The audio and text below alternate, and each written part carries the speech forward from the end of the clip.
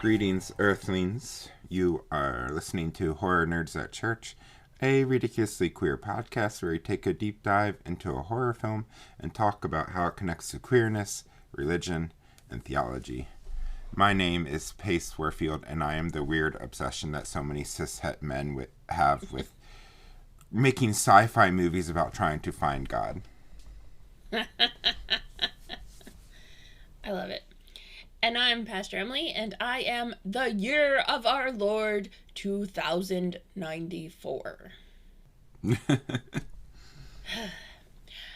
Follow us on Patreon at patreon.com/horrornerdsatchurch.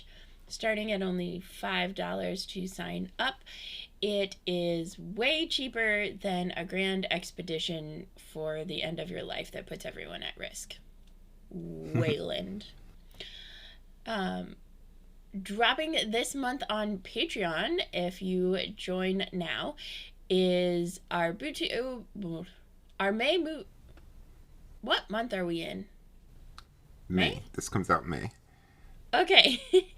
In May, our movie commentary is Prey, and our BooTube is Obi-Wan Kenobi, which we're recording tomorrow. So hopefully it all comes out in May, if not the beginning of June, which, like, by the time you hear this, May ends tomorrow. So, or already is over, depending on when you actually hear this. And our horror buffs get our delightful commentary on the movie Solo, which I liked better the second time. I'll just say that. It's all of those are great conversations, and it's pretty easy to get signed up, and you get to support the delights and wonders of Pace and I as we hopefully get enough more Patreons so that we can pay someone to edit, which would free up our time and mental capacity so much. And let's be real, it will also improve the editing quality, because I've really been phoning it in this season. Sorry, not sorry. I believe you. I cannot speak to that, but I believe Pace when Pace says things.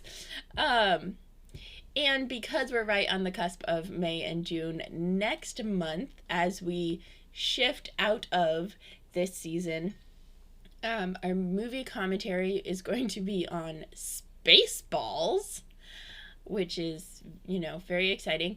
And our BooTube will be on the series Andor, which we're really excited about. And for horror buffs, we'll be talking about Close Encounters of the Third Kind, which my Nerds at Church co-host Kay says is definitely horror. And who are you? Pace also thinks it's horror. And I don't know if I've ever seen it, so it should be a really fun conversation.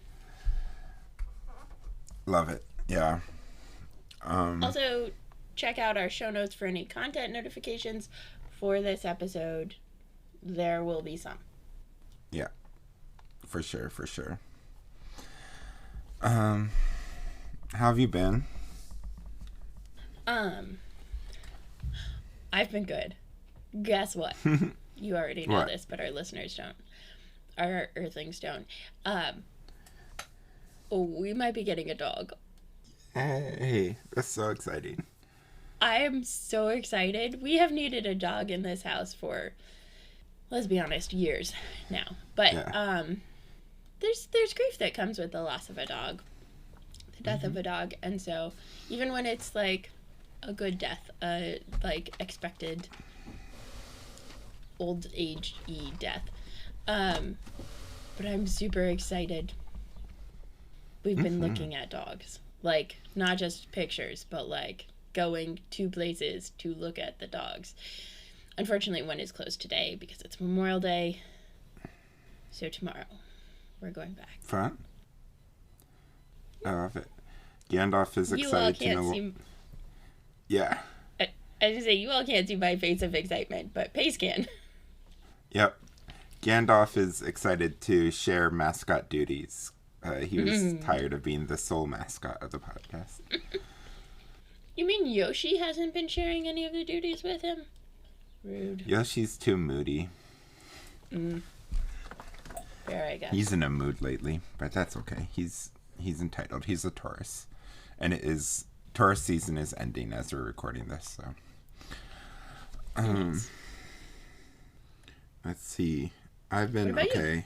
You? Yeah, I've been okay. You can probably hear I'm losing my voice from post-nasal drip and sinus stuff and all that lovely thing that comes with spring and rapid bouncing forth changes of weather between rainy and sunny and hot and windy and coldish. So that's what's going on with me. I did check to make sure it's not COVID, because I think that's an important thing to still do in this day and age, and I don't think enough people are doing that.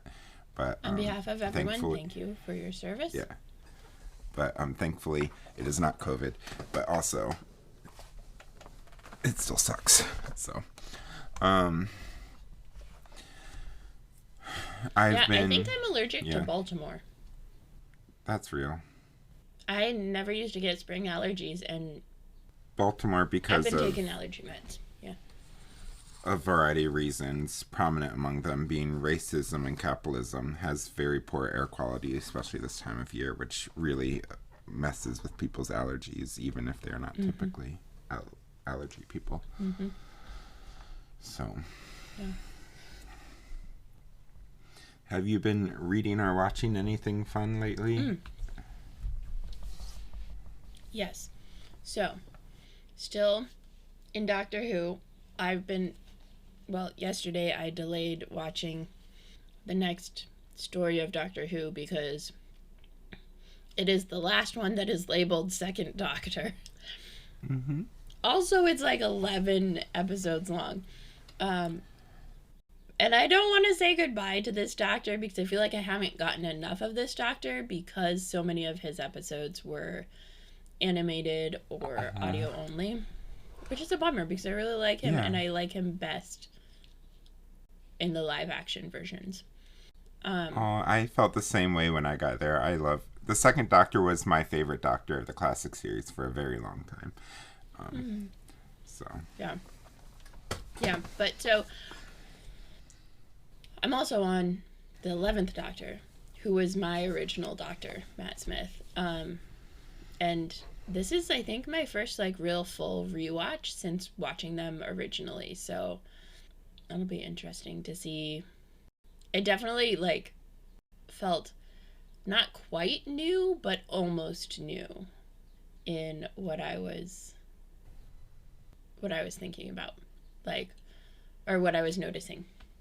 Some of the stuff I could remember, but a lot of it I was like, I don't remember what happened. Anyway, so that and Obi-Wan Kenobi, obviously. But then I also have been reading the Lunar Chronicles by Marissa Meyer, I think.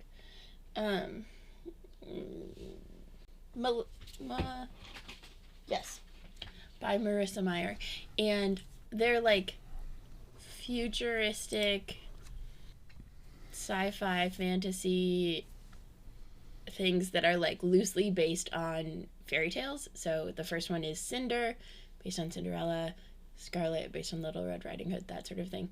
And Cinder definitely is impacting how I was watching Prometheus, because it's been a while since we watched an alien movie, and so my understanding of the default for AI was based on Cinder, where there's a very cute droid, and not based on the Alien franchise, where they're always evil until proven otherwise. So Yeah. Uh, Yeah. What about you? What have you been watching, reading? I know you don't like spoilers, so there's one thing I want so badly to say about AI, but I won't. I won't. Um, but yes, I mean, I know there I've was been that one where the AI was good, but yeah, but there's one more movie in this franchise. As of right now, we know there's another one coming out in August, and we'll cover it eventually. But as of right now, there's one more movie in the franchise, and there, and yeah, there's AI in that. That's all I'll say to avoid spoilers.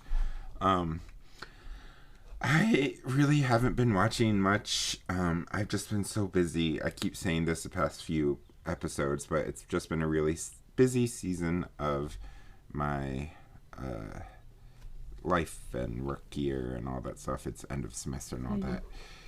But Brian's been watching Elementary, which is a Sherlock Holmes show set in contemporary day world in New York. And I've been watching occasionally with him whenever he'll be like marathoning it during the day, and I'll just sometimes come out and hang out and watch what it's on, and they're pretty fun. I love Johnny Lee Miller, one of my favorite like first childhood crushes of an actor that helped me realize I was queer was Johnny Lee Miller. He plays Sherlock, and then why am I blanking on her name? Lucy Liu. There we go. Thank God. Lucy Liu, famous actor. Love her and all the stuff she's in, like Charlie's Angels. So much good stuff she's in. But she plays Watson in this, Joan Watson, because they did a little bit of a gender flip there for her character, and it's really fun. So I love that. Yeah, I love a good gender flip. Yep. I'm still watching my Doctor Who. I'm still in the third Doctor and the 11th Doctor. I'm about halfway through 11th Doctor's run, and about the same for the third Doctor. But it's kind of a little bit of a slog because the third Doctor still not really one of my favorite of the classic Doctors. But the companions are fun, so that part's fun. And it's also this era of the Doctor where you meet the Master and so many other famous stuff. So like there's a lot of good stuff in there. It's just a little slow. But I haven't been doing much reading, much watching of horror, but I've been reading some horror. I read Powers of Darkness by Bram Stoker, which is the Icelandic version of Dracula, which is significantly different from the Dracula that was published by Bram Stoker in England. And we talked about that if you go all the way back to season 3, Vampire Lit Retrospective. We talked about that in there a little bit. I've also read Scratchman by, which is a Doctor Who story starring the Fourth Doctor, written by Tom Baker, who played the Fourth Doctor, and it's just such a delight and such a good scary movie, scary Fourth Doctor story. Been rereading some Goosebumps here and there, which childhood horror books. One of the many things that helped raise my inner horror nerd as a kid. And also I've been reading a few biographies, but one of the ones I read was Yours Cruelly, Elvira by Cassandra Peterson. And Elvira is famous horror icon character of Cassandra Peterson's, and it's basically her memoirs, and it's just really awesome to, as many people like she had, very many stars and stuff share the memoir. She had like a lot of bad shit happen in her life, but it's just the character of Elvira is so endearing, and she talks about how the characters kind of helps get her through some of the hard parts of her life and stuff, and that's just a cool thing. And we'll probably cover Elvira, Mistress of the Dark in our Witch season, so Emily can be more introduced to that character. So, and also cool is Cassandra Peterson. Elvira is is a character that is very much intentionally like a bimbo, and that's using the word Elvira uses intentionally to describe herself in like a reclaimed way, and very much into men and all that stuff. But Cassandra Peterson is at very least bisexual, but is partnered with a woman, and she came out through this book saying that she was partnered with women and stuff, and so the book is also kind of cool for that. And then I also read, as I said, a few autobiographies. Leslie Jones' biography, or autobiography, memoir, please read the audiobook version. It is so funny because she narrates it herself. Phenomenal. And she even says in the audiobook version, she is riffing off of what she wrote in the book. So the audio version has a lot more content than the book has. And it's just really cool. And the last thing that I want to name that I read is Neuroqueer Heresies, Notes on the Neurodiversity Paradigm, Autistic Empowerment, and Post-Normal Possibilities by Nick Walker, who's a trans woman. It's just such a fantastic book. And really helped.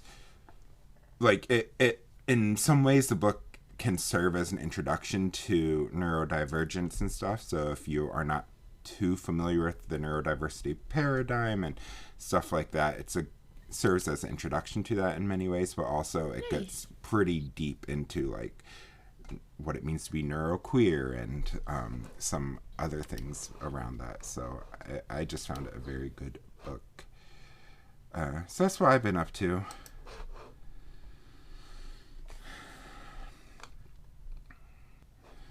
As always, reading way too much.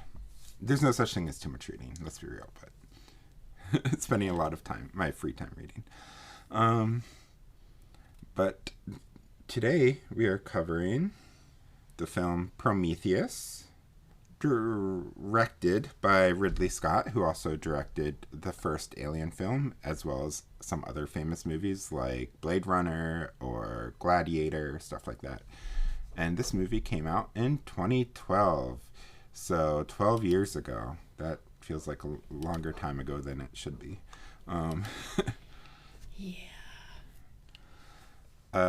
And for some other movies that came out in 2012 seems to be a big year in movies.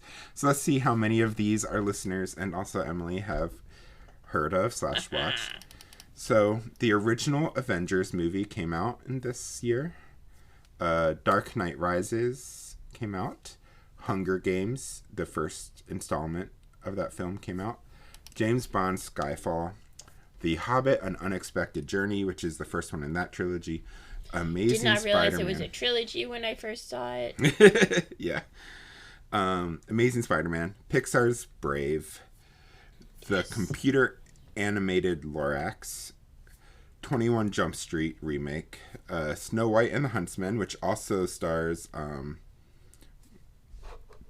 I'm doing so bad with names today. Charlize Theron. Plays the Wicked Witch in that one. Mirror Mirror, which is another Snow White version, and I actually like that one better than Snow White and the Huntsman. I was going to say, those two both came out at the same time, and I remember watching one, but also what it was like simultaneously confused about which one was which, and still am. Right. Yeah. If you, listener, are confused as well, Snow White and the Huntsman has Charlize Theron and also, I'm blanking on every name today, but the main actor from the Twilight franchise, who plays Bella, that is the one that's Snow White and the Huntsman. Whereas Mirror Mirror has Julia Roberts as the Wicked Witch. Stewart, yes. Kristen Stewart. Whereas Mirror Mirror has Julia Roberts in it and is directed by... that's the one I saw. Indian director who brings Bollywood elements into it and makes it a really fun Bollywood kind of movie, and I personally prefer Mirror Mirror as well. Yeah. The Best Exotic Marigold. Let me try that again. The Best Exotic Marigold Hotel came out. Battleship came out, which was a trash movie. What to Expect When You're Expecting. Also, I kind of think that was a trash movie.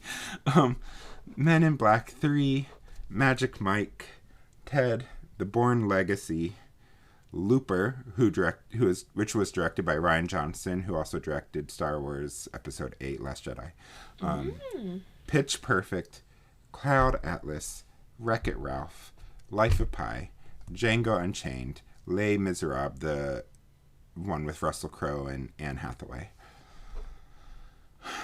Okay. So that's quite a 13. bit. I got a lot of those. And then we get into some of the horror stuff that came out. Twilight Breaking Dawn Part 2, which we covered on Season 3 of this podcast. Hotel Transylvania, which we also covered in Season 3 of this podcast. The Wicker Tree, which is the sequel to the Wicker Man, and we covered Wicker Man in Season 4. The Devil Inside, Underworld Awakening, The Woman in Black, Silent House, The Hunger Games, which I already said, but I feel like it kind of fits in horror as well. The Cabin in the Woods. Oh my gosh, if we did a Hunger Games series sometime. I totally think we should do I would love to do a post-apocalyptic mini-season, and Hunger Games would be a good franchise for that. I think also, like, it's not intended to be, but I think it works as one of the ones that we were talking about that really took off with Get Out, of, like, capitalism. Get Out was racism, but, like, capitalism as horror. And I think this does a great job. Yeah. Ooh, that would be fun. Yeah. Okay, sorry, continue. Then The Cabin in the Woods, which is one of a lot of people's favorite horror movies, because it's very, like, fourth wall breaky kind of, and gets into, like, what is horror. So it's a really fun movie that I would love to cover one day, especially now that my horror Padawan has learned so much more about horror. Yes. Dark Shadows, Abraham Lincoln Vampire Hunter, Paranorman, Resident Evil Retribution, Frankenweenie, Paranormal Activity 4, and Silent Hill Revelation. So a lot of horror as well. Yeah, I've seen Hunger Games and the ones we covered on our season. And that is all. Yep. So get your shots ready, friends. When was the first time you watched this movie, Emily? It was last week for this episode. Drink, drink, drink, drink, drink, drink. I was well over the age of 12 when this came out, so sadly you cannot drink for that. However, I saw it in theaters, I'm pretty sure on opening day, with my then husband, Matt, then boyfriend, we weren't even married yet, then boyfriend Matt. It was our second date going to see a movie in theaters. The first date seeing a movie in theaters was Mirror, and then our second one was this movie. And I convinced him, I was like, I know it looks scary, and I know it's based in the Alien franchise, but it can't be that scary. Let's watch it. Because he famously, if you remember from the first few seasons of this podcast where he's evolved, he's not very much a scary movie person. And somehow he agreed to watch it, and he actually liked it. So, because he was learning like I was learning, or because...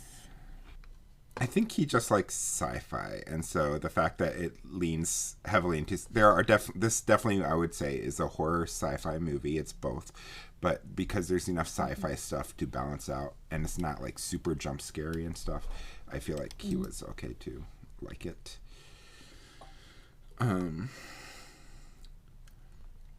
So behind the scenes for this one,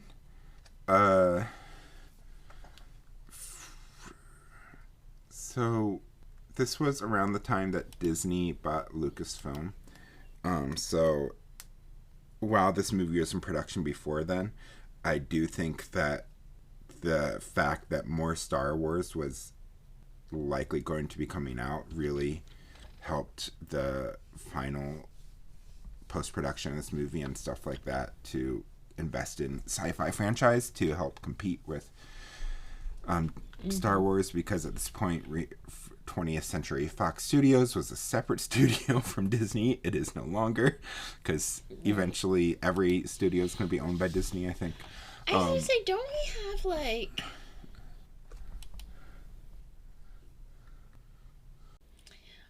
I feel like there should be some antitrust something going on.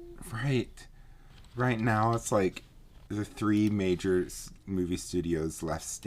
Four. There are like four major movie studios. Disney, which owns half of them, which owns half of the ones, and then Sony, and then Paramount, and then Warner Brothers, and that's it. We're down to four. All the other ones are now subsidiaries of the other ones. There used to be a lot more. But anyway, so Ridley Scott had long said he wanted to return to the universe of Alien, but he also has long said that he really didn't like any of the other Alien movies, not even Aliens with James Cameron and stuff. He really only liked his first one.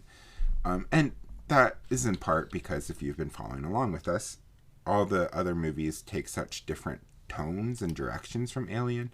So like it makes sense that if you that he would kind of not be as into those beyond just the vanity of like it's not my original kind of thing, which also is probably coming into play.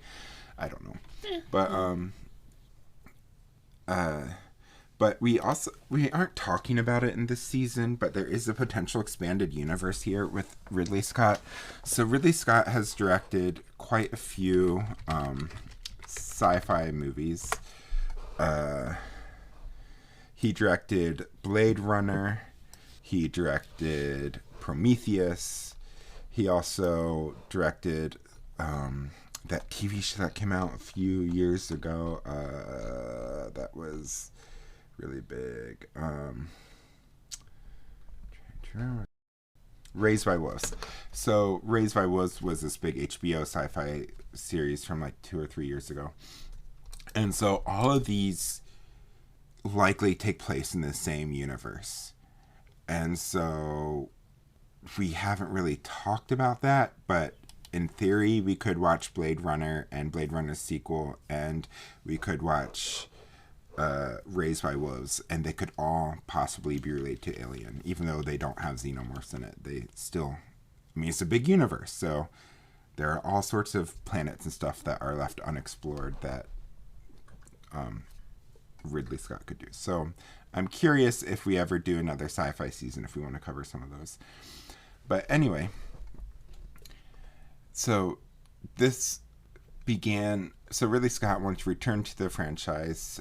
He began early development in 2002, but 20th Century Fox was like, after throwing a little money his way, was like, we actually are deciding we want to try the Alien versus Predator movies first. So they did that. And so this was kind of put on pause. And the two Alien versus Predators movies came out. And after AVP 2 did poorly and was pretty much universally disliked, Fox is like, okay, I guess that was a mistake. We're just going to reboot the franchise. So they brought Ridley Scott on to do so. Scott was like, okay, I'll reboot the franchise, but you have to give me creative liberty. I don't want it to be an Alien movie. Like, it might have connections to Alien, but it's not going to be about xenomorphs. It's going to be about something else. And so they agreed. So he wanted to look more at the space jockey / engineer of the original Alien film, which if you go back and watch the original Alien film, or if you remember from when you watched it for this podcast, there was that scene when they first land on the planet and they're exploring the crashed spaceship, and they go into this giant atrium-like room, and there is a chair that has a giant humanoid person sitting on it, dead, that had their chest exploded out as if from a xenomorph. So Ridley Scott wanted to instead focus on the alien being that was in that scene, the deceased alien being, and focus on like that race of species. So and that was in the first Alien? Yes. Okay. Sorry. Yes. Just making sure I'm tracking. And so he started development there. He was inspired by the legends of Prometheus and the epic poem Paradise Lost by John Milton. on Chariots of the Gods, Prometheus, I'm going to talk about in just a moment.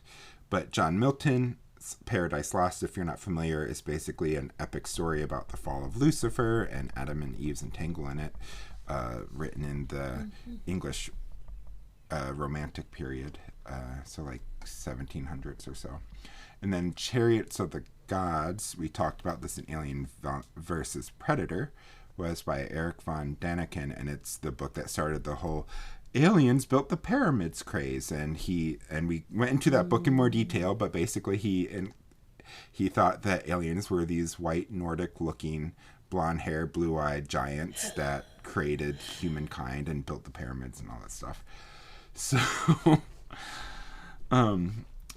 yeah, clearly some racism in there. And so that's kind of some of the thinking behind this that went into the making of this movie.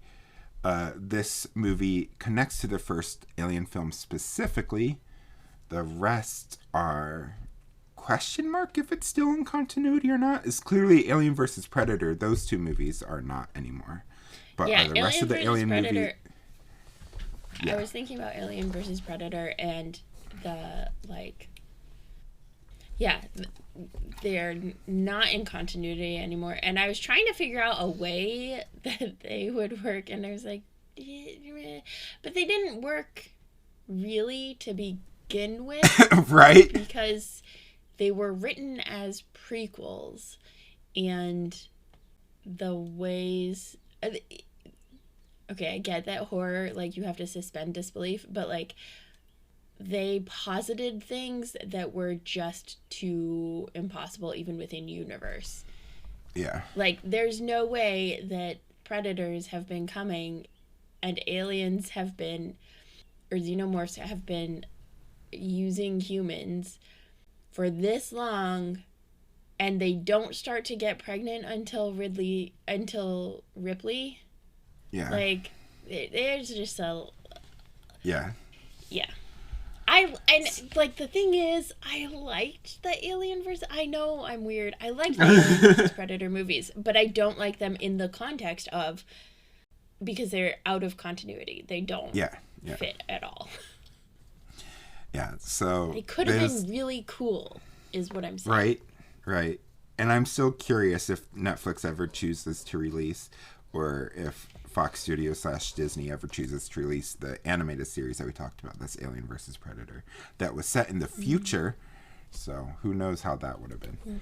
Right. I feel like Alien versus Predator has to be a future thing. It cannot be a prequel. Agreed. It just doesn't work as a prequel. But yeah, so this movie connects to the first Alien film. The rest of the Alien films could be continuity, but it's unclear whether or not they are. And that's kind of intentional. Whether or not Alien 3 and Alien Resurrection are still continuity or not. I'm just glad you've come around to my perspective on aliens. It was cool when it first happened, but since then it's been so overdone and it's not cool anymore. It's just obnoxious. So, yeah, that's my opinion on that. Yeah, and I'm just going to call myself, for once in my life, an early adopter. That it just never was cool for me. Yep. So, do you have a one-sentence summary for this film? I do. Sometimes God should stay hidden.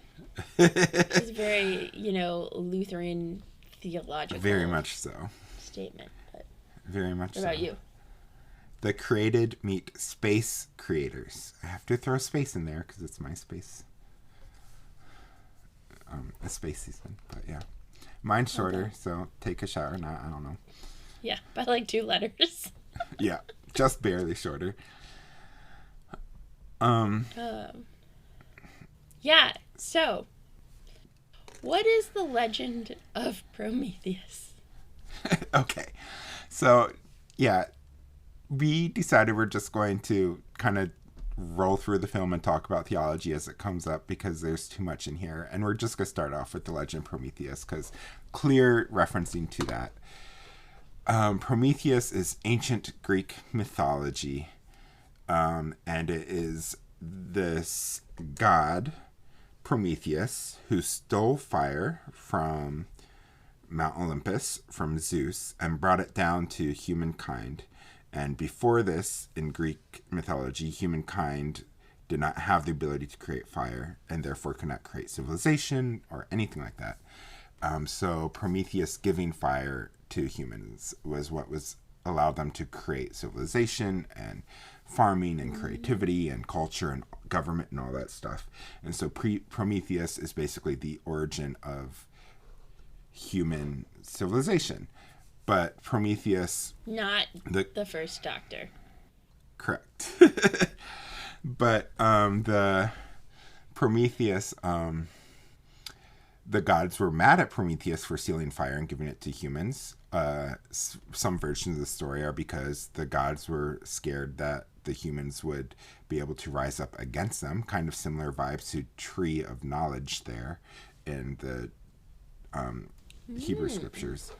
And so they punished Prometheus for betraying the gods and giving fire to humans by chaining him to a mountain, leaving him exposed to the elements, but also specifically to birds who would come out and devour his intestinal system and his liver every single day. But because he was a god, he would heal overnight and then have to repeat that punishment the next day. So daily being his internals being eaten by gods, by birds.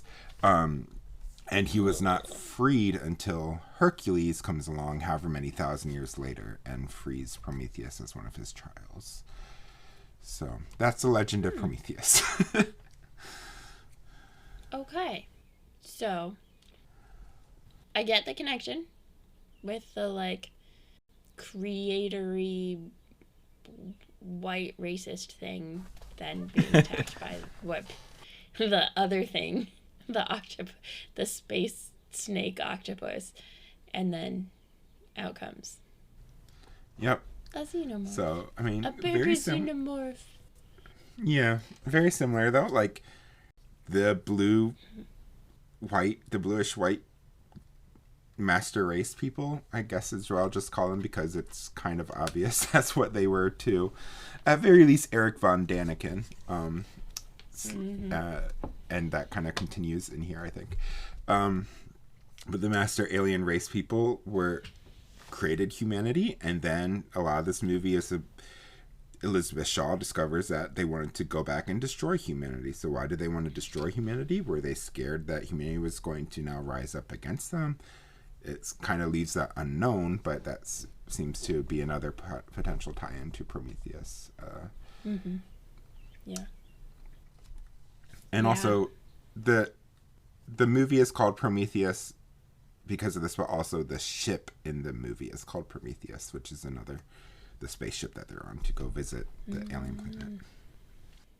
Which, like, I mean, y'all, when you're naming your ships... Right? It's like in Sunshine when they named the ship Icarus. I mean, exactly, I guess they knew right? they weren't coming back from that, but, like... In theory, they thought there was a potential ability for them to until the shit went to happened. the fan. Yeah. But I think that'll be interesting then to trace through some more of like, to see how that like comes out as we talk through as we do our deep theological roll through of the film. Yep. Because we have there are a few creators here that I just want to name right from the beginning. We have the blue master race alien creator people that created humans and or something that would eventually become a xenomorph. But we also have the human Wayland who created artificial intelligence. And that also could potentially rise up against him and kill him. So, are you also spoilering? We saw it in this movie. He betrayed the humans. It's not spoilers. I mean, betraying the humans is not the same as betraying Wayland. Well, Wayland was dead by the end of this movie, so. But I know. I'm just saying. But That could also, have been but I part mean, of he even Wayland's says that. plan. Well, we'll get there. He even says something about Wayland, though, wanting to see Wayland dead in this movie.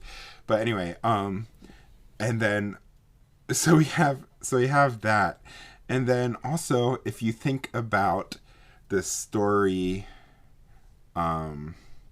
Frankenstein by Mary Shelley, the subtitle or alternate title of Frankenstein is Frankenstein or a Modern Day Prometheus.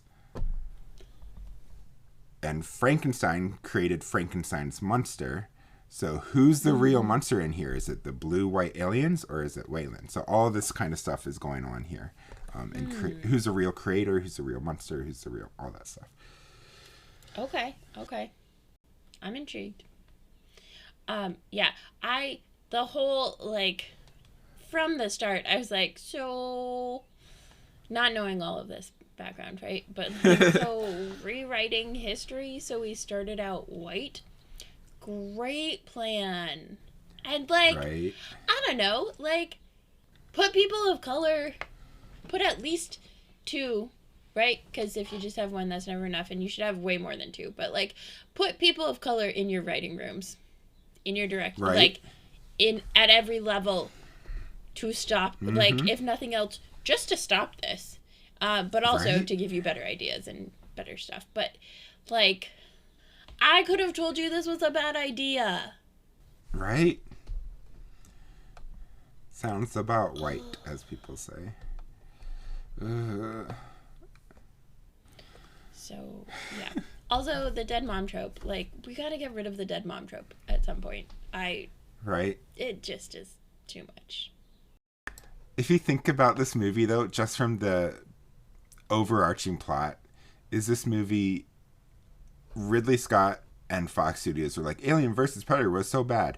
But is this plot actually that different from the first Alien versus Predator movie with some dude named Wayland leading an expedition to meet the gods behind the creation of humanity and then it blowing up in his face? Isn't that the exact same plot of Alien versus Predator? Pretty much the same place, only it takes place outside of Earth. Yeah. Yeah. It's true. I do love that this is a Christmas movie. Nobody talks about this one as a Christmas movie. Right? If we ever We gotta bring remember back this for our Advent Epiphany. Yep. Yeah, so in case nobody has told you explicitly, you heard it here first, maybe. Prometheus, A Christmas Tale. Right. I do love that they, like, put up a Christmas tree. I think that's cute. Right. And what's funny is we have the Christmas tree traditions continuing and Christmas having the name Christ in it, but clearly at this point being solely a cultural tradition because everybody kind of makes fun of or looks down on Shaw for being one of the few people that still has a Christian faith. And she thinks that meeting the alien creators will confirm her belief in God, whereas everyone is like, how can you think that? Wouldn't that make it do the opposite? Because if we weren't created by God, but these aliens, wouldn't that be the opposite? So I just think that's an interesting theme going through here. And then also when we get to this, so I had to say this to Emily when we were watching this through, because I don't understand. I understand why it works on a movie making scale for expediency and efficiency, but in what real world would you assemble a crew of people and then have their first mission briefing of what even their mission is when they are already like for almost to the end destination of their mission? Wouldn't they have done that before they left Earth? Like, why do they only have this first mission briefing at the very end of their journey? Okay, so here's my thoughts on this. It's a futuristic thing. They told each person individually what they needed to tell them to go on the expedition. Right? The scientists had scientific-y things that they were going to get to explore. The paleontologists, the archaeologists had their thing, right? And so they said what they needed to say that was true to get them to go. But they also, it seemed like, maybe got people at different times and then just like popped them in the freezer. Right? Yeah. So everybody, like, once you say yes, then you just hop in the freezer until everybody's ready and then go, which is weird and probably Right. not advisable, but I think that's what happened. And so then it's like, okay, now that we're all here, here's what We're we're going doing. we're going to meet God. Surprise! Just in case you didn't catch on to that part. And Yeah. but this is again, that is very similar to what Waylon did by getting everybody together on the boat and then was like, so this is what we're doing. And if you want to ditch, like, yeah, have fun. Yep. But, like, we're already on the way. Yeah. But but this is during this conversation is where I don't remember who says it to Shaw, but somebody says to Shaw, "Do you really believe that that we're going to meet these ancient gods that started humanity or not?" And she says that yes, and they're like, "How can you believe that?" And she says something along the lines of, "Belief is a choice. I'm choosing to believe this," which I think is interesting and very theologically sound. Yeah. Although Luther would say that belief isn't a choice, it is a response to the Holy Spirit. We cannot choose to believe except through the Holy Spirit inspiring belief in us. But that it's so weird though, because I think it's interesting to think about belief as a choice, and it's tricky because I think when we take Martin Luther's perspective of it is not a choice, we can't help but believe, then for folks, I mean, that's like Luther got into predestination kind of stuff, right? And that lends itself towards that.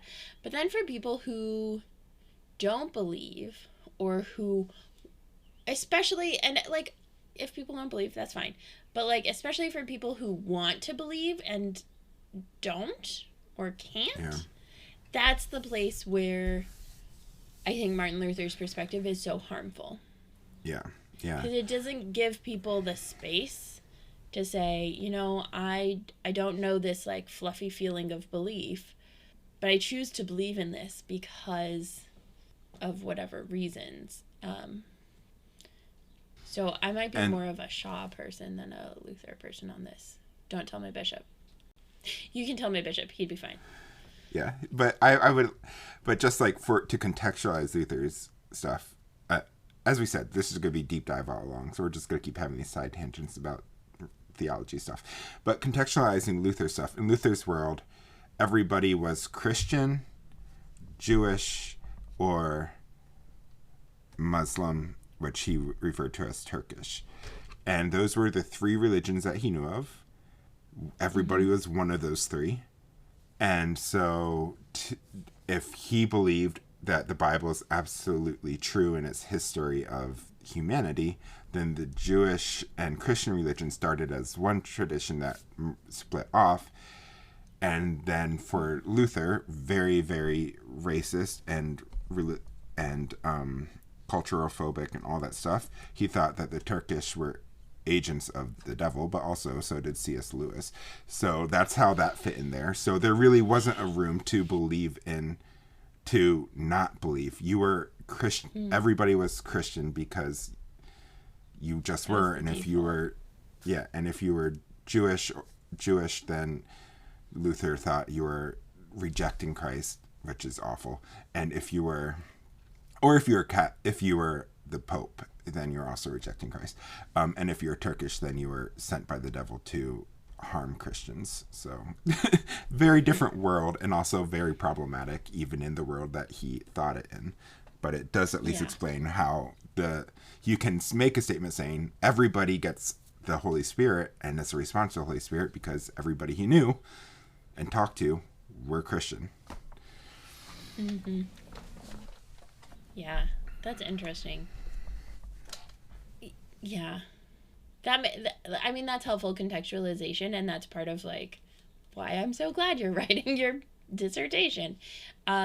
Because I think we get caught up sometimes in not having that full historical context, and then it's like, right? Like people taking what Martin Luther said and being into a world where there is a plethora of beliefs and non-beliefs about the world and how we humans came to be. And honestly, none of them fully explain, right? Like, Yeah. science does not fully explain, like, what the fuck happened to spark the Big Bang.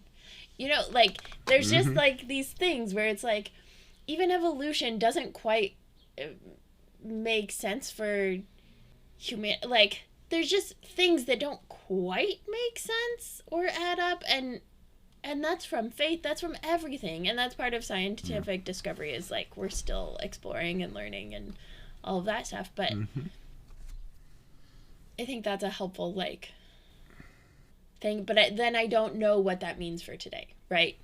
Yeah. If we're contextualizing Luther to say, well, in that time period there was no atheism, there was no agnosticism, then what does it mean for today when there is atheism and agnosticism and belief? And I think for Luther, always being a pastoral theologian first and foremost, he was not, or one could even say contextual, he wasn't a systematic theologian. For him, this was being written out of concern and worry for people. Like, if you are freed from thinking you have to make a choice, then you can just live your life without worrying, did I make the right choice, or am I believing hard enough? The belief is already taken care of by God, so you don't have to worry about that anymore. The rest is, so that's like the intention there. So I feel like if we look for that as an intention for how to talk about it today, how can we ease people who worry that they are not making the right religious choice or choosing the right religion or believing hard enough in God? What message can we give to them? That, I think that's kind of the connection between then and now, is what can we pastorally say to people in that situation? Yeah. To free them from that worry, because that's what Luther was trying to do, is free people from that worry. Yeah. Speaking of those sorts of true believers, I could not help, and now I want to watch the Christmas Chronicles. That would be a very interesting pairing of this. Right? But, like, when people are talking about, like, what does it mean to be a true believer? You're a true believer. And the Christmas Chronicles is about a family of true believers in Santa and how that impacts them. And, yeah, so I think they still have, you know, the dead parent trope, but at least it's not the dead mom trope. But yeah, I was like, oh yeah, that's the true believers. Huh. What does it mean to have true like, what does a Christmas Chronicles Alien franchise crossover look like? Ooh, that'd be interesting. I'm just saying, you could like... Are the Xenomorphs true believers? Do they get Christmas presents? Right? Can they invade the North Pole, or is the North Pole protection strong and techy enough to keep the Xenomorphs out, just like it keeps out others? Yeah. Yeah. And the South Pole has already been invaded by predators, so that's where that happens. Why didn't they do it in the North Pole? Potentially because there's no land, but still. Right. Especially now with global warming, there's very rarely a lasting ice sheet that lasts the whole year long in the North Pole anymore. Yeah. Anyway, yeah, so that's where my mind went. Christmas Chronicles. I wonder what would happen if, like, I'm not saying we should actually do this because it could probably traumatize children, but like, if we could frame the ecological crisis in a way of saying we don't want Santa's reindeers to drown. Oh my gosh. I mean, not the worst. Right. That's a little bit how kids are already experiencing it, so... Yeah, about polar bears and stuff, yeah. Yeah, it's like when you tell kids that the bacon they're eating is a pig, and a whole bunch of them become vegetarian. Aww. Like, we hide the fact that we eat animals from kids until they're like so accustomed to it that then it doesn't faze them. And I think Right. that is wrong And as a yeah, vegetarian. But and like, that's a cultural thing too, because I want to be clear. Like, there are many cultures where preparing the animal involves like killing it in a way that the family or community is witness to, and preparing the animal, defeathering it and stuff like that. It's very much a product of Western capitalistic culture that we are so divorced from that. And that's particularly where I come from, right? Like, I'm a vegetarian for a lot of reasons. Among them, I don't feel like I could actually kill an animal to eat it. And so it doesn't feel right to eat it when I don't think I could even kill an animal to eat it.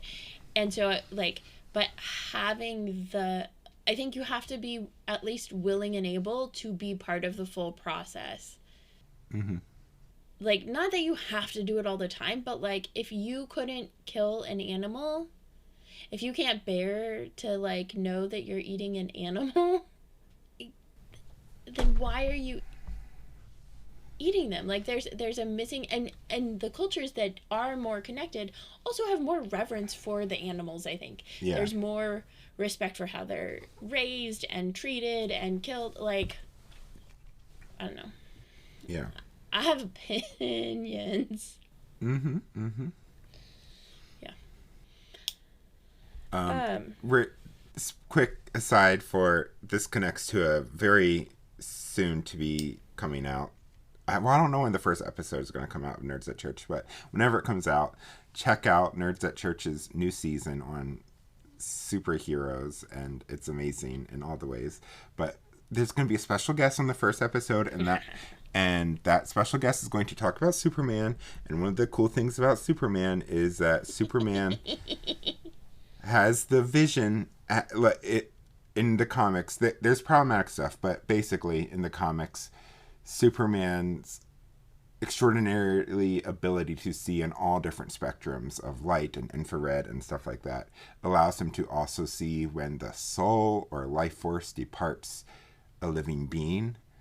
And so because of that, Superman is a vegetarian, because he can see the life force departing living beings. And so an animal, he can see the life force depart, so he doesn't want to eat animals. That's awesome. And at least in one version of Superman's story. Yeah. Yeah. I love that. Oh, Superman. Also, that makes me think Superman might be a predator. Oh, maybe. I mean, my goal is to make... animals. Yeah. Yeah. My goal, though, is to make Emily and Kay as much as Superman fans as I am, because I think Superman gets a bad rap, and he is so awesome. So, anyway, go listen to that episode when it comes out in June or July or sometime. Probably July, be my guess. Okay. Because we're just starting to record in June. And we're trying to get ahead so that there's plenty of time for me to then go through and do the video, like, yeah, the captioning stuff. Yeah. But, yeah. Anyway, you should definitely check it out. Our intro is not up yet. Our intro will probably go up sometime in June, but we're not recording it until Friday, so. Yeah. Anyway, back to the other aliens, because you were totally on theme, like. Superman, and there is a Superman versus alien comic book, to be clear. Superman versus Xenomorphs. So. Whoa. We might have to link to that in our bookshop link. Sure, I like it. Let's do it. Yeah. Anyway, also the naivete of scientists. They clearly have no fucking clue. When the scientist is like, "What's that gun for?" They always ask what the gun is for. It's always for security. And they're like, "But this is a scientific expedition." Have you met scientists? Like, y'all are just as racist and awful as everybody else. And also, like, you're literally going into space right? You don't know, even if you assume that the godlike creatures you're going to meet are going to be cool and chill, which you have no basis to assume that. How would you Because have you met think, humans if we're right? created in their image? But how would you also think that, like, could they have pets? Could they have wild beasts? Could there be other kind of things going on out there? Like, why? I just don't understand. Earth is not a safe place to be. Right? And you're going to a whole other fucking planet. Okay. Yeah. Yeah. So, I'm not actually a fan of violence and weapons and stuff. But, I am not surprised that there would be a security force with the scientists. That's just logic. Yeah. So, and then we meet David. David, who tries to learn how to human from MASH. Mm-hmm. And honestly, my first reaction to him was, David, the curious AI. Because, as mentioned earlier, I am currently reading Cinder, where there is an AI with a faulty personality chip that gives them an actual personality. Yeah. And she's adorable, and I love her, and she's one of my favorite characters, and she gets a graphic novel spinoff, and I love it. Yeah. And yeah. Also, I want to quick shout out. Go back and listen to our interview with Claudia Gray, because it's amazing for all the reasons. She's a brilliant author, all that stuff. But in that, she throws shade at this movie specifically, at Prometheus. She's, because we were talking about how we're covering the Alien franchise too, and she's like, if you want to read a book that deals with the AI questions that this movie is trying to but doesn't do a good job of, she's like, read my book. And so she has this book series called the Constellation series. The first one's called Defy the Stars, and it's compared as perfect for fans of the Lunar Chronicles, so I think it might be a good one for Emily to dig into. I haven't read it myself, but apparently it also deals with questions of AI and stuff like that as well. Interesting. Always shout out the books of former guests of the podcast when I can. It's true. That's true. We're fans of that. Yeah. And then the other piece that made me have some sympathy for David was the conversations they were having about the desire to meet our maker and ask why they made us and all of that stuff. And Dr. Holloway's reason that humans made AI is because we could. And you can see the little heartbreak of David in that, and then he responds and he's like, imagine how disappointing that would be for you to hear, because he knows that disappointment because he just experienced that disappointment. Thank you for yeah. So I was like, so here I am sympathizing with David the AI for now. And it changes pretty quickly shortly. Yeah. Also, a glitch is never just a glitch. Yep. You just gotta know. There's no such thing as glitches in a horror movie. That's not how they work. Chekhov's glitch. It's gonna come back. Yep. Indeed. Also, men suck. In case we hadn't established this before. Yep. The moving liquid thing that then becomes maybe the scary snake. When it looked like just moving liquid, I was like, this is like Alex Mack, which is a TV, I don't know what it was. Nickelodeon show, right? Or yeah. Disney. It's one of those two. I've tried to find it before and couldn't find what the full title was, but I loved that show so much. Yeah. She can, something happens and she can turn into liquid and move around as a liquid puddle thing. So yeah. It's really cool. And in case you also missed it like Emily, the liquid stuff, David takes the liquid back onto the ship, which he shouldn't have done because he was told not to. And then he puts a drop of the liquid into the tea of Dr. the Holloway. dude. Dr. Holloway.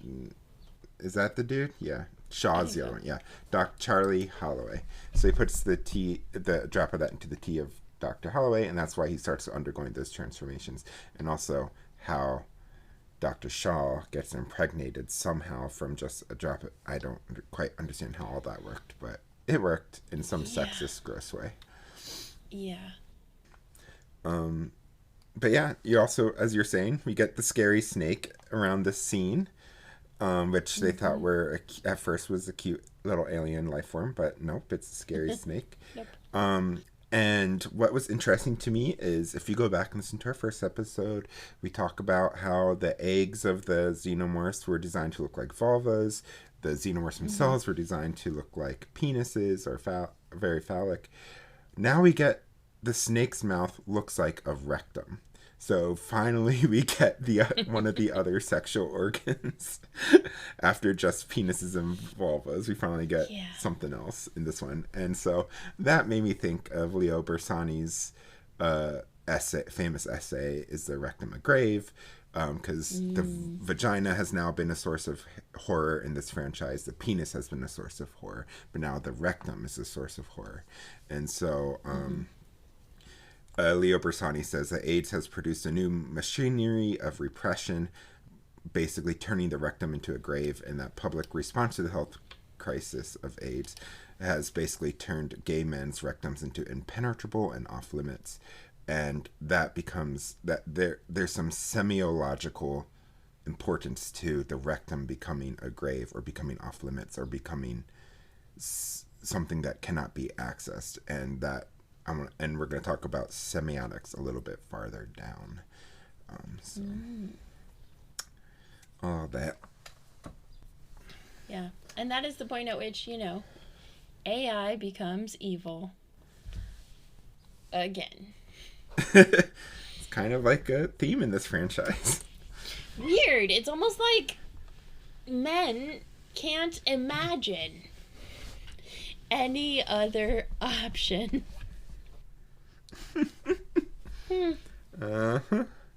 Weird.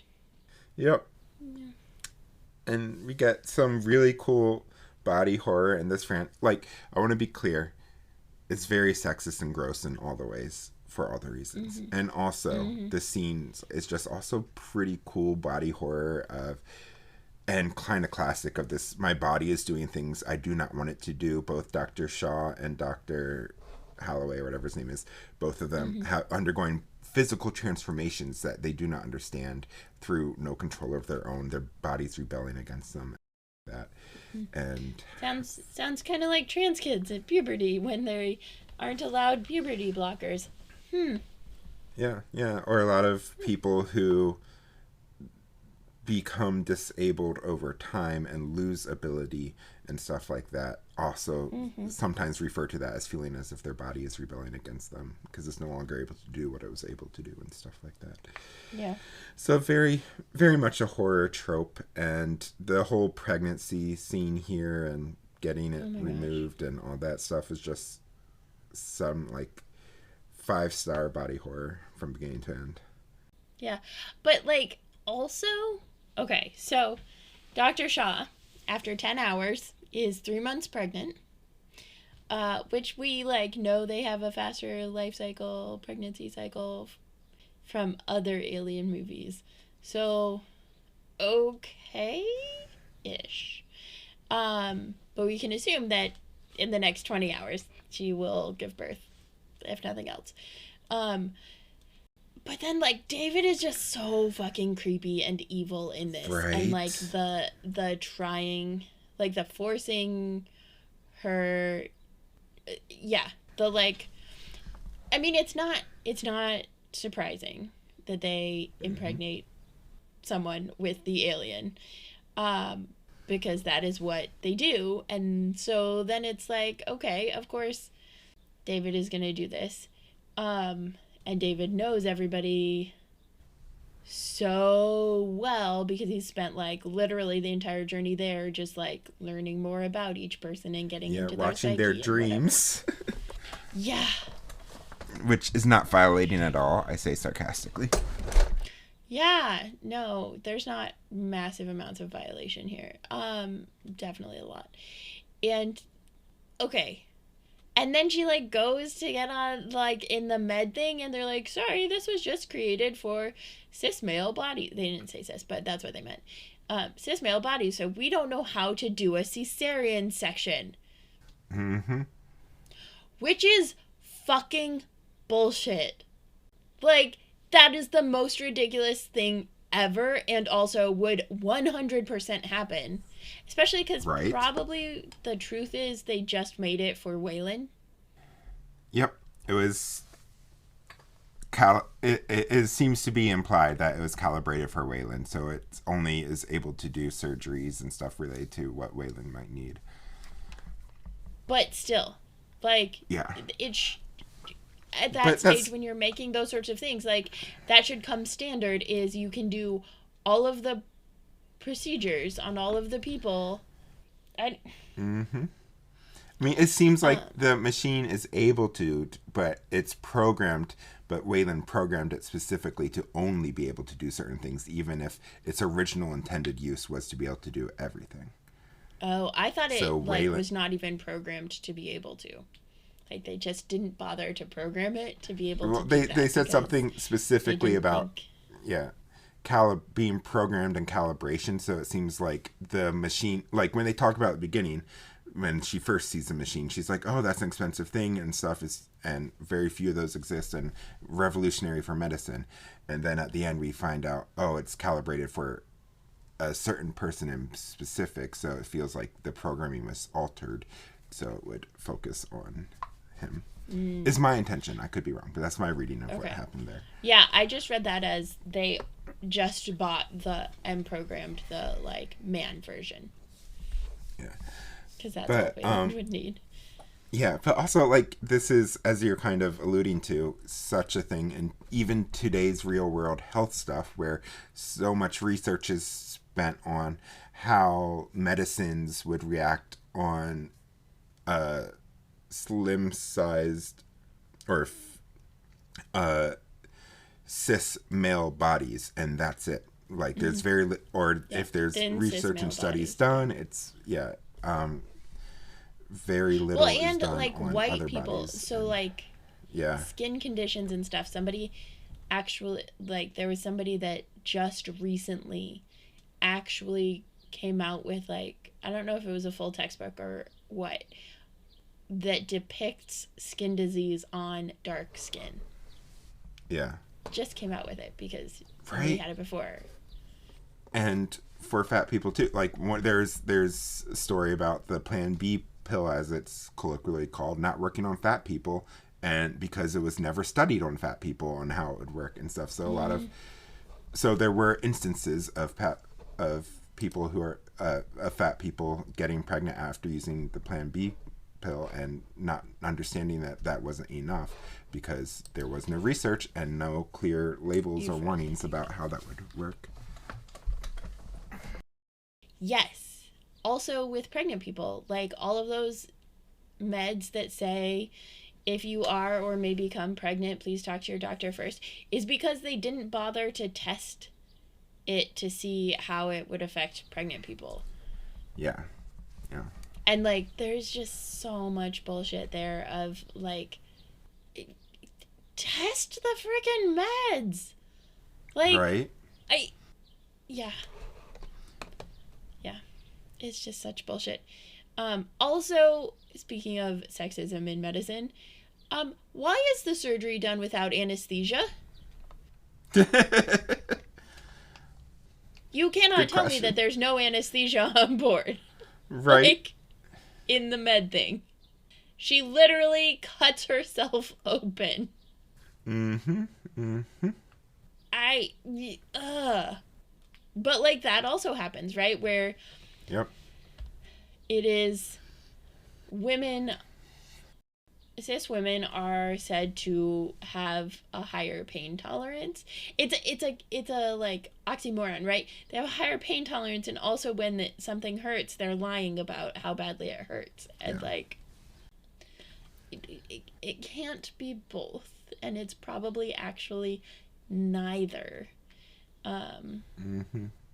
Yeah. Yeah. That, like, why would we? Because it's really quick thinking on Dr. Shaw's part to do that.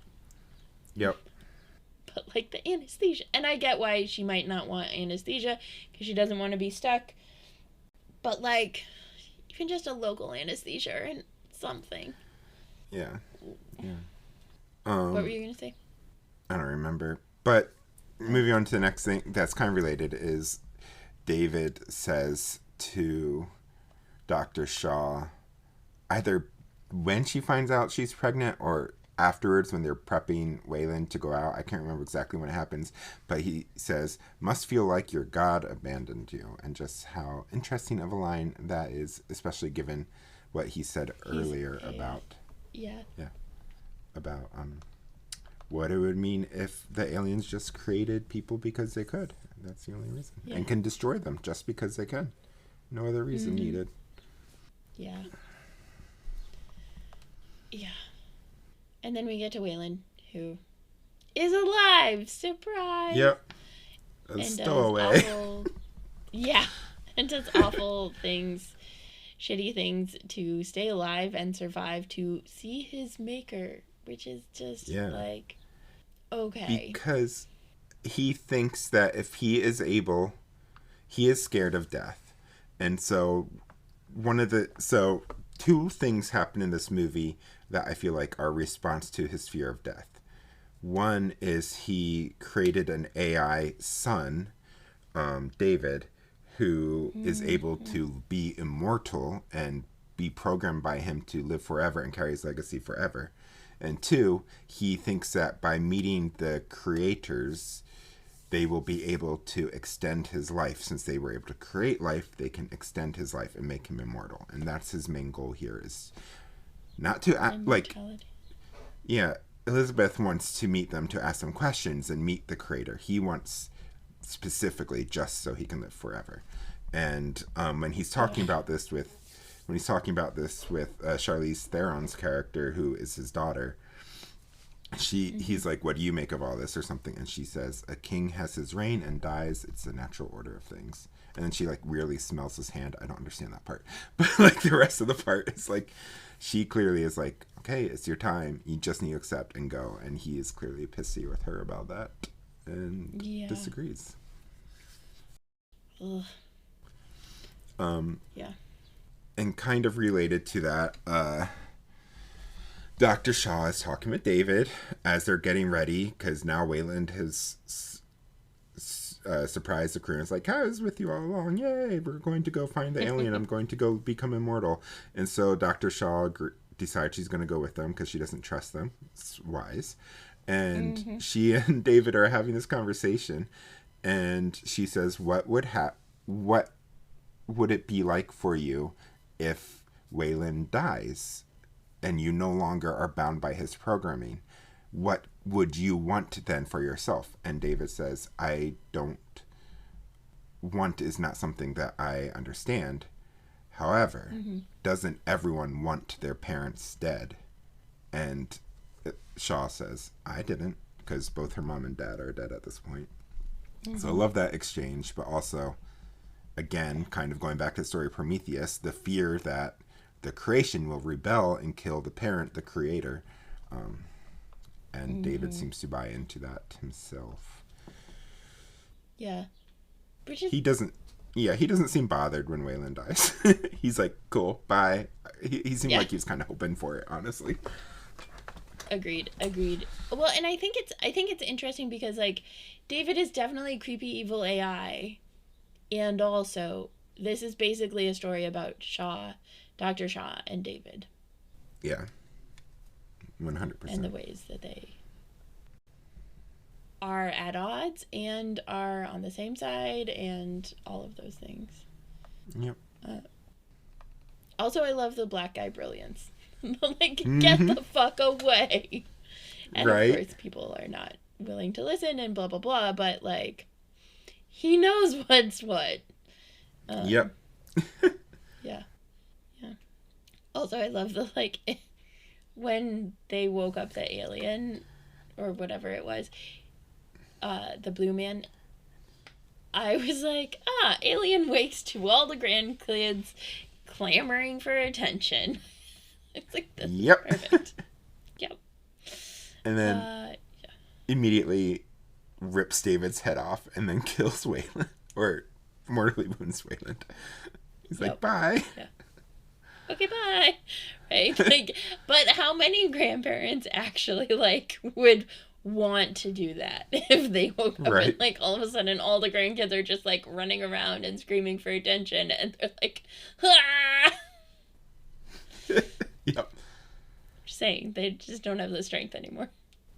Yep. Maybe not. Also, this is, like, the point where I was like, okay, progenitor plus octopus, I can see the xenomorph evolving. I'm seeing where this is starting to come from. Yep. So. Yep. And then kind of back to, like, we talked about nihilism a lot in Alien 3 and kind of tying in with that and also the conversations about faith and belief in this movie. When Wayland is dying, he says to David, there's nothing. Like, this journey was wasted. My life was wasted. There's nothing to come next. And he's just like, there's nothing. And David responds, I know. Have a good journey, Mr. Wayland. Which is like solid, honestly, love that pissy line response. Like, yep, I know. Yeah. Have a good journey. Enjoy death. Enjoy your nothingness, your obliteration. Yeah. David is sassy. It's true. It's true. Well, and I think that, like, he's sassy, but also he says it in a way that, like, if Wayland doesn't know he's sassy, it could just be like, I know. Have a good journey. Like, not it. Like, it is sassy and could be read as, like, maybe compassionate. Maybe. Which is interesting, and I really cannot spoil the next movie a lot at all because I want Emily to be surprised. But it becomes even more interesting. And David's interactions with Mr. Wayland here always seem to be to Wayland's face. He is being a good, dutiful android. As soon as Wayland's back is turned, he is doing his own thing. And themes of that nature may very likely continue in the next movie. Interesting. Yeah, I don't even know, like, when the next movie takes place or anything. But that is fascinating to me. And I can see that. So was the impregnation, was that a David thing or a Wayland thing? I'm pretty sure that was a David thing. And I don't think David knew what was going to happen. I think he was just experimenting because he could. It goes back to that because he could. Mm-hmm. He's like, there's this black goo. There's a human. The human says he wants to find out what will happen. I want to find out too. I'm going to put this black drop and see what happens. I don't think he was anticipating Charlie and Elizabeth to have sex, and then she would get impregnated with the alien or any of that stuff. Because he spent, like, so long watching them sleep and knowing that, like, they're probably together. I don't know. Yeah, but how would he have known that it would have produced the alien inside of her if that happened? So I think, for me, I think it's just like this thing of, like, I'm going to sit back and I'm going to, like, plant the seed and then sit back and watch the Rome burn down. I'll start the fire and just sit back and watch it burn. So yeah, I think that's David's. Because he could. Yeah. That's what it goes back to. Because he can. Mm-hmm. Yeah. Also, I love I really do like Dr. Shaw. I think she has moral convictions and openness and wants to learn and wants to explore. And then, like, the heartbreak with Dr. Holloway, and then, like, but when she said, I'm sorry, Charlie, I was just like, sorry, Charlie. Everybody says sorry, Charlie. And this is actually a Charlie who she's saying sorry to. I've never heard someone say sorry, Charlie, before. Oh, all the time. Like, not all the time, but, like, definitely have heard it many, many times. Love it. Love it. Yeah. And it's at this point in the movie when up to this point, there are kind of clues that it's related to Alien. Ridley Scott said it was set in the same universe as Alien before the movie came out, but he was being purposefully vague as to whether it was directly a prequel or if it tied in directly or not. Mm-hmm. And it really isn't until this part of the movie where we see, oh, this is tying into Alien, because the blue person, the engineer as they're called, gets into a chair and then gets covered up, and he looks that chair and stuff is the exact same design and look of the original atrium room with the space jockey character in the first Alien. So this is the first like direct representation of something from the Alien movie is now being in this movie. And David and this is when the ship crashes, all that stuff. People sacrifice themselves. Of course, the black guy sacrificed himself because black men are disposable, as we learned in Hollywood, as we learned in The Black Guy Dies first book and minisode, which you can listen to. Although he is A, not the first, and B, his death is meaningful, which matters. Like, yes, mm-hmm. It is still a sacrificial, like, sacrifice yourself for the good of whatever, but I do really appreciate that, like, he does it intentionally, and that's the thing that happens in the Alien franchise. Like, when the black guy dies, he dies saving other people, and he dies intentionally, not just because he happened to be the last one or caught or whatever. Which in and of itself is it's important, and also in and of itself is something that is criticized in The Black Guy Dies first book as well, saying the black man's life is death when he dies for meaning is to save white people. It's never for anything else. It's always to save white people. So his sacrifice is always for white people, and that's the place of black people. Because Elizabeth Shaw is the one who survives this movie. She's the final girl. She is presumably white, and she makes it to the end. And Charlize Theron's character may have too. I don't know. We don't really see what happens to her after the thing falls down. I guess she's nobody. We really can't tell. Crushed. Yeah. Okay. Probably. I mean, true. But did we see a body? Films I don't know. And whatnot. We did not, because it was. Yeah. But when Shaw goes back for David, she asks where her cross is. I had taken from her earlier, and he says, "Even after all this, you still believe, don't you?" As she puts it on, she doesn't respond. And she makes a comment a little bit later saying, maybe the difference is because I'm a human being and you're a robot. That's why I can still believe and you can't. And then... Which she says with sympathy. It seems like, at least, of like feeling for David. Because I think David wants to be human, I think. And as much as he says, like, oh, I'm wearing the helmet because it puts humans at ease, I think and this is maybe one of the things that happens and that we question when it comes to AI. I don't know, like, I guess in our retrospective we'll probably have like a whole AI thing, but we have this idea that AI wants to be human, right? And we get that from the one movie with Haley Joel Osment, I think, as the little boy AI. And it's fascinating to me that, like, as humans, like, we create in the sci-fi world, we create AI and then are convinced that AI wants to be like us and to be human, and in that sense, like, we only see the best things of ourselves. And that ties in again to the Legend of Prometheus, but also Paradise Lost, where the reason humanity in the interpretation of the Genesis story and the fall that Christians usually give to the apple and all that stuff, Adam and Eve stuff, the reason why humans it was not an apple.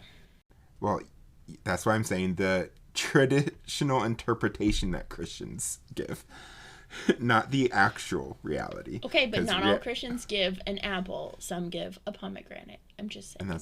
I like a pomegranate better. It's tastier and harder to get into. But the point, but the point I'm trying to make is that the myth is human. The creator creates the creation wants to become the creator. That's what happened with the Adam and Eve myth, where they become knowledgeable and then can rebel against God. That's what happens in Paradise Lost with Lucifer. He wants to be in charge and the creator that God is, so he rebels against God. And that's what's happening here with the AI. Wants to be the creator, so rebels against the human. And so we keep getting this same iteration of the story, but who the creator is and who the creation is changes. But it's still the same exact story over and over again of the creation wanting to become the creator. And it's like, why is that? Well, I'm going to do a rant about that. Why are we so obsessed with that? So, because we're obsessed yes, with exactly. being creator. But who's we in there? Who's we in there? And so that's my right. Because once I said that, I was like, I mean, I don't want to be God. Like that sounds terrible. Exactly. No, thank you. Exactly. Yeah, but cishet white guys. Yep. Yeah. Also, okay. My biggest pet peeve with sci-fi is the ways they use archaic phrasing and language to try to be, I don't know, something. And in almost every instance of them trying to do that, it's at a minimum sexist. Right? Whenever it's like, and all men. I actually, like, just the other day, we were watching Fantasy High on Dimension 20, which is a, like, Brendan Lee Mulligan is the GM for a group of, like, improv actors. And there's one point where Brendan Lee Mulligan is doing the voice for this, is doing this one character, NPC, and says something about, like, all men, blah, blah, blah, blah, blah. And then one of the characters is like, not all of us are men. And then he's like, oh, you're right. I guess I just use this archaic language as, like, a flowery thing. And then it ends up being this whole conversation. And then they get into, like, well, people, because also there are these two, like, a couple people on this crew who are not men or women, and then it's like, well, and not even everybody's human. So, like, it was so well done because it took that thing that is done to try and be fancy, right? Sexism is apparently fancy, and then pushed against it, and then it just like, and so you get this, like, NPC, but also this world building where, like, it can evolve and you can, like, change your language and all of that stuff, and I just really love that. And then, like, in this movie we get the year of our Lord 2094 from Dr. Shaw, and I'm just like, we haven't been saying, I mean, some people still say that, but, like, we're in Common Era now. Not the year of our Lord. But Anno Domini is what year of the Lord is translated from, and that's what AD stands for. And whenever you see that date's used in, like, older textbooks and stuff, by and large nowadays, unless your textbook is in Florida or Texas where they outlaw, like, real textbooks, it will say CE for Common Era instead of AD. But Anno Domini started at 1 CE or 1 AD, which is with Jesus being alive. So the thought was, we are in the year of the Lord because God is present among us in human form, and that's what that comes from. So I feel like this is not trying to be sci-fi, trying to be fancy language. I think this is trying to tie into the theme of the film, of saying, I just met our God, so that is why this is the year of our Lord, because we are in the presence of our gods again, and they are trying to kill us. Yeah, I like your, so that's my interpretation. Eighth Commandment interpretation, as Lutherans say. I'm gonna stick with my skepticism hermeneutic That's fair. I'll be the hermeneutic of suspicion, and you be the Luther's eighth commandment. It'll be good. Which I feel like false binary there, but that's the story for another day. Oh yeah, for sure. For sure. But anyway, as she's saying that, like, she starts off this kind of like final transmission that she sends back to Earth by saying the year of our Lord 2094. It ends on New Year's Day, so it's a new beginning. It just turned from 2093 to 2094, and she sends this transmission back to Earth, which is her final transmission. And one of the things she says is, "I'm leaving this planet. There's only death here," and that makes me think of semiotics, particularly. I have this obsession with long-term nuclear waste semiotics. Can you tell I'm neurodivergent? Can you tell I'm autistic? So, if you don't know what this is, look it up online. It's just fascinating. But anyway, Sandia National Laboratories created this, wrote this paper basically in the early 90s saying, since we use nuclear stuff for so much, from energy to weapons production to other scientific stuff, and there's a byproduct of nuclear waste that needs to be stored, and nuclear waste has sometimes half-lives that last into the hundreds of thousands of years. How can we mark places where nuclear waste is stored for future cultures if our culture collapses? And so so the semiotics being the study of signs, what signs and symbols can we use to notate that this is something dangerous for future civilizations? And so they have this paper. It's really fascinating. Look it up. But basically they wanted to create this on a scale, on a magnitude of 10,000 years, what could be said. And so architecture that looks like thorns or other things that are designed to like scare people away from this area, but then also to have signs that are written knowing that English will likely not be around anymore, but for future translators and archaeologists to then translate and try to figure out what it means, saying stuff, having small phrases saying the danger is here, nothing is valued at this site is dangerous and repulsive, like in very simple terms without having to describe what exactly is dangerous, just how can we communicate danger as simply as we can. And so two of my favorites are, what is here was dangerous and repulsive to us, and then another one that says this message is a warning about danger. And so that just made me think of Elizabeth Shaw's there is only death here. But also there's this meme that goes around, and I'll try to remember to link it in our show notes. But you may have seen those signs that say, in this house, we believe that God is real, that the Bible is true, that America is the greatest country, and all that other horse shit. There's this like parody of the sign that uses only language from nuclear waste semiotics, long-term nuclear waste semiotics. And so it reads, in this house, we believe this is not a place of honor. No highly esteemed deed is commemorated here. Nothing is valued here. What is here is dangerous and repulsive. The danger is in a particular location. The danger is still present in your time. This place is best left shunned and uninhabited. And I just love that. So I love that parody of. I think my favorite is this place is best left shunned and uninhabited. That is my favorite one of those. Because it just feels like the kind of throwback that I want.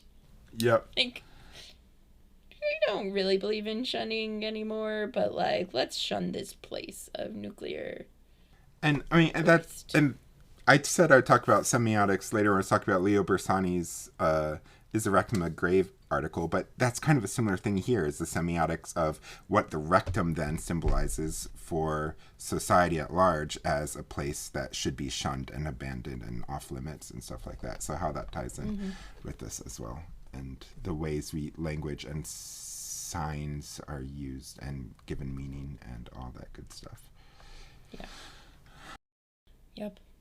And then we get a xenomorph baby, which actually looks cute and looks a lot like the artwork that Pace did that we were not allowed to upload into our merch store because it was so good. But maybe we will share just as like Yeah. digital art? Yeah, I'll put the art up on Patreon so y'all can see it. So here's another thing to become a Patreon supporter. You can see this art. But also maybe I can sell prints to Patreon supporters or two. Because it's like fine to sell, like this, it's clearly a common use as a parody, but the website we use for our merch store thought it was too close, doesn't so wouldn't let understand us upload parody. it. Yeah. It doesn't understand a lot of things, including parody. Yes, and including that people can be a size larger than 4X. So we are looking for alternatives for our merch store. But I think Patreon now, like, you can sell stuff through Patreon too. Yeah, but the downside then is we need to still like find someone to make it and then sell it. Oh, Whereas okay. right now we're wasn't using sure a if print on Patreon demand. had a like print shop kind of thing. No.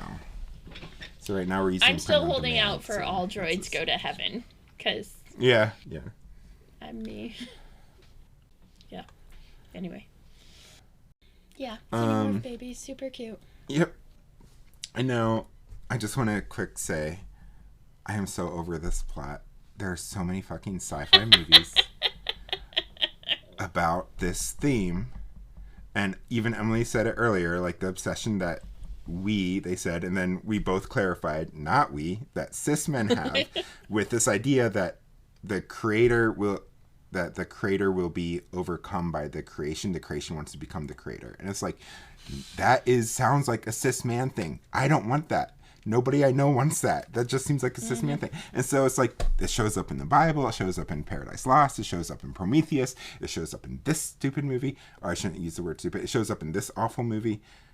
It shows up in Star Trek #1 and #5. Like that franchise was so imbued with cis men in the 1980s that they had a movie that was about humankind meeting God and wanting to become God twice in that freaking franchise within the span of a few years. Like, it just happens so much, and I'm so over it. Let's tell different stories about the interaction between the creator and the creation that is not about the creation wanting to overthrow the creator. Even Frankenstein by Mary Shelley is not about that, and if you think it is, then you misunderstand it. Frankenstein's monster doesn't want to become the creator. Frankenstein's monster is only mad at the creator because the creator shunned him and thought he was repulsive, and that's why he wants revenge on that. And if you want to know more about that, you should definitely, if you're like at all into Frankenstein's monster and creator and Frankenstein and all of that, definitely check out our conversation that we had last with Steve fall. Case. With Steve Case about the Frankenstein Book of Prayer. It's fantastic. We got it digitally to read ahead of time, but that is one that I would love to have hard copy because it's fantastic, and I just loved what he did with it. It was great. Yep. Yeah. Well, I guess we can get into our AI alien lore. According to David, AI wear suits because humans are more comfortable with our own kind, and not wearing the suit would defeat the purpose of pretending to be human for our comfort. Yay. Cool. I think also there's a space that I hadn't thought of beforehand, but like as we've been talking, it definitely feels like there is a question, at least, of how bound is AI to human programming and will. And like, it's tricky because if we're talking about it as artificial intelligence, if it's actual true intelligence, then it can't be bound just by our will.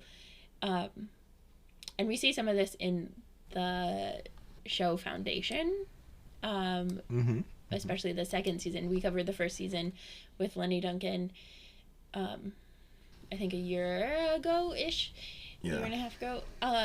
But that space of how much does David have to do what is in his programming, and how much is he following Wayland or whoever actually programmed him, because it wasn't actually Wayland, and how much is his own desire, or I don't know. Yeah. And that's a question that shows up repeatedly in the works of Ridley Scott. It shows up in the first Alien film. It shows up in the next Alien film we're going to cover. But also it shows up in Blade Runner, which is one of the reasons why a lot of people say Blade Runner is part of the same shared universe as Alien. So maybe we'll cover that movie. So, I also like we get a new Wayland origin story. So instead of Wayland being a guy that leads a doomed expedition to South Pole, he now leads a doomed expedition to another planet. But he's still the founder of Wayland Industries, who is the big bad capitalistic and militaristic corporation that is the reason behind the people keep going back to the alien planet in the first 4 Alien movies. And we also get a new origin story for humanity and for xenomorphs. So humankind was apparently created by these giant blue engineer-like aliens, and that's all racist. We talked about that.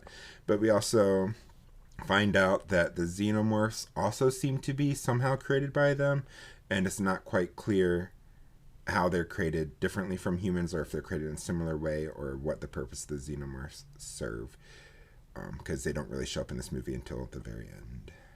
But maybe we'll find out about that more in the next one. I don't know. Pace knows. Emily does not. Yeah. So, out of 10 alien jazz hands. Oh, you definitely have to go first. I will rate this... I definitely need you to go first. Okay, I'll rate this a... I don't know, a 6.5.